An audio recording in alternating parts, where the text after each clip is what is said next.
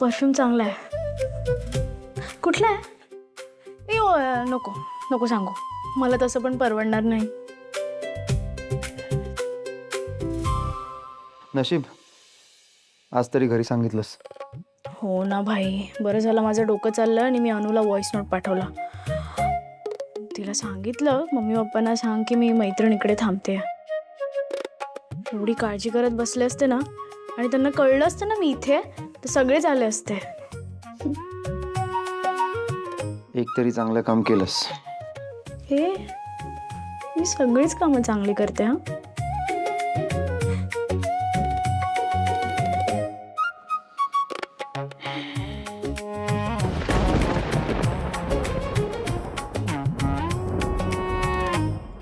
बोल काहीतरी. I mean बोलू शकतेस. मगासपासून शांत बस करत होतास, मग आता कशाला बोलू? एकटं वाटणार नाही तुला?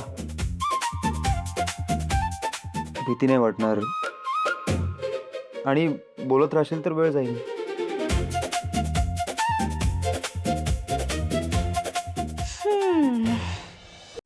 आता काय बोलू? काही बोल. असं कुठलं लॉजिकल बोलतेस? आता तर नाहीच बोलणार. बोल बोल, मला माहिती आहे तुला बोलायचंय. बोल.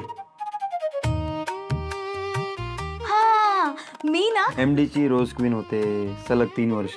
याच्या पुढे जा जरा आयुष्यात. अरे थांब ना बाबा, हे नाही सांगत आहे. मी ना लहानपणी पावसात खूप भिजायचे आणि मम्मी मला खूप मारायची.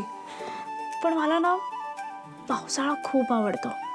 म्हणजे जेव्हा जेव्हा असा खूप पाऊस पडतो ना, असा माझा समज आहे की माझ्या आयुष्यात ना काहीतरी चांगलं घडतं.